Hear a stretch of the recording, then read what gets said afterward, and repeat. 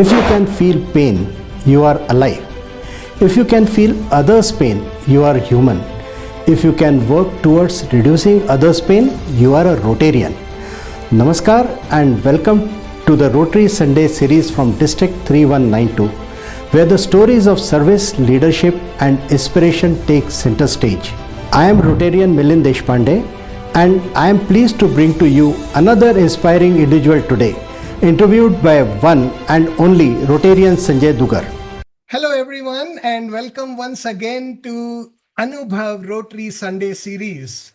And in this episode, we want to focus on fellowships. And for that, we have with us past President Rotarian Sanjay Krishna. He has been the president of Raj Mahal Vilas, Bangalore in 2019-2020. And he comes from a background which has a lot to do with law at various levels. And the best part about it is he has two things that he cannot resist. That's humor and hunger. And in line with that, I would like to invite past President Rotarian Sanjay Krishna.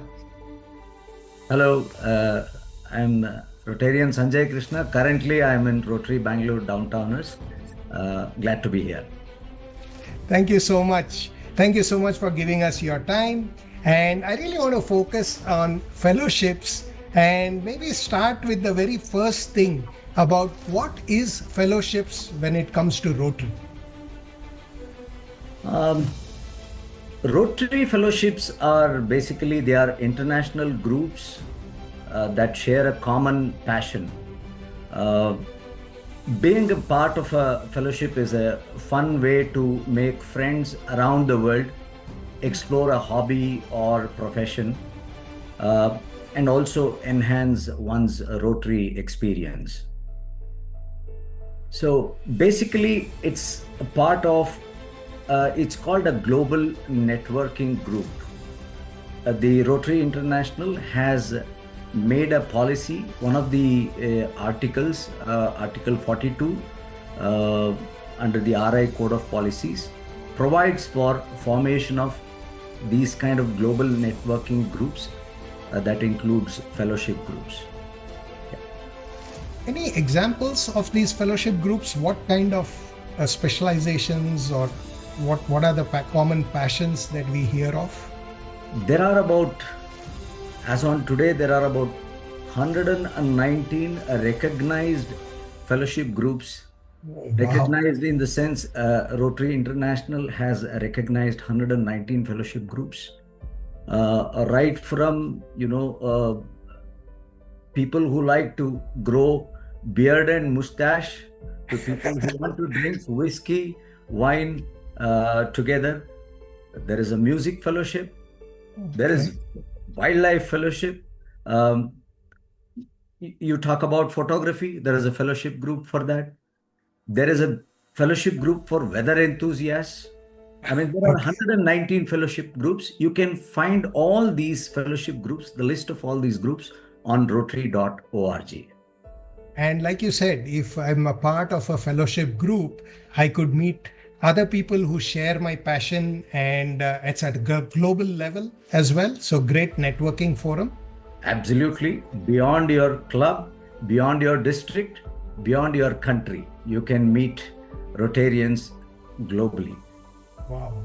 That's a great privilege. I'm sure a lot of people would love to be part of some fellowship group. And if there are 119 of them, I'm sure there will be at least a few that you are also passionate about. So that's an opportunity. But let's look at some criteria for recognition of these fellowships or fellowship groups. Well, I said the RI Code of Policies is very clear about it. You can start a fellowship group with 25 interested individuals. Mm-hmm. Now Rotary has opened up it to non-Rotarians as well, who are interested, but it says interested individuals, which means that eventually they must join Rotary. You can't be a member of a fellowship group and not join Rotary. So we are trying to bring in people, Rotarians, through members into Rotary through these fellowship groups. So one of the main criteria is, like I said, global networking group. So it must have representation of 5 countries. Every Okay. fellowship group, minimum 25 members, 5 countries. And one fellowship group should not duplicate the purpose of the other. Right. If there is already a fellowship group that exists, we can't have one more. Exactly. And it should not be utilized as a tactic to promote a service project or a program. So they are very clear about it. Fellowship groups are not meant to do projects. Please, Rotary clubs are doing projects. As a fellowship group, you go and support them. Don't drive your own project. And it should be led by a chair who is a Rotarian, Rotractor, or a Peace Fellow. It can't be a non-Rotarian. It can't be led by a non-Rotarian. It mandates that every fellowship group has to adopt a standard Rotary bylaw approved by the RI board. So when we apply for recognition, the RI board will look into all this, and then they will decide whether to approve this fellowship or not. And looking into the bylaws, then they will give an approval. Once the fellowship is approved, the name comes on the RI website. So every fellowship group must also have its social media presence, like it can have its own website. It can be present on social media also. One important thing about fellowship group is, a fellowship group is not an agency of, or it is not controlled by Rotary International. This is something that we need to bear in mind. Wow. So that does have a nice governance structure, the way you have described it. And on the control, if RI does not control these groups, what are some control mechanisms over these fellowship groups? So that's where they have said a Rotarian has to lead it.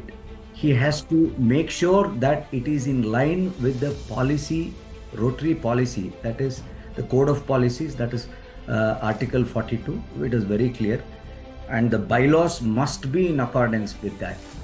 Because we are using the name Rotary, it is very important to ensure that we don't compromise the integrity that a Rotary promotes. So that is the responsibility of a Rotarian who drives the fellowship to see that it is in accordance with the Rotary policy. Absolutely. I think that makes it easy, and it also makes it in a way accountable, but yet it has the freedom to bring the passion around a topic or get all people together. And like you say, also use the forum to invite people through their passion into Rotary. So some great objectives there about these fellowship groups. So the question that I have now, it's twofold. One on how to apply to be part of a fellowship group, and the other on how to apply to create a new fellowship group. The easiest way to apply to become a part of the fellowship group is, if through the district fellowship officer. Every district has a fellowship officer. You can check with him as to which fellowship is active in the district, and you can approach him and he will guide you as to how to apply. For example, we have a motorbikers fellowship group. We have a chapter. Some districts do have chapters. Some countries do have chapters. You can become a part of that chapter. Each fellowship has got its own way of taking members. Some have a subscription, some don't have. So depends on the fellowship group. Yeah, I'm sure, because they have to meet their expenses as well. So it would have some sort of a control there. Absolutely. And applying to for a recognition or to become a new fellowship group, there is an online form, prescribed online form. So earlier I said the criteria for starting a fellowship. So once you meet that, if you have everything in order, one most important thing to apply for a fellowship group is to have a logo. And Rotary International is very specific about the logo. make sure that you do not have the Rotary wheel inside your fellowship logo. It has to be a separate lockup logo. It can't be a part of the same main logo. So once you have all this, you apply it online, you will hear back. You go to rotary.org, fellowships, online form submission. Once you have fulfilled all this criteria, you should automatically get your recognition. Fantastic. And of course, it should not be in conflict with another fellowship group, which you had already spoken about. So I guess that will be checked as well. Absolutely. Is there any limit to the number of fellowship groups that one can be part of? Absolutely no. The Rotary policy does not say I can be a part of all 119. I can start another 119 also if Rotary allows me. Yeah. So, but very important, one who starts must run the fellowship. That is very important. Absolutely. I mean, what's the point of it being in existence? You must have a strong board, strong member support. You know, the members should be really passionate about. Absolutely. Makes a lot of sense. The importance of fellowship in Rotary has always been very high. So, in line with this, what would be maybe your advice or a tip for current and future leaders of Rotary in how they should promote people getting engaged with these fellowship groups? There is a difference between fellowship and fellowship. When we talk about fellowship groups, one thing I want to say about fellowship group is it's a hidden gem in Rotary. So it's the only way, or it is one of the best ways to keep your member engagement going.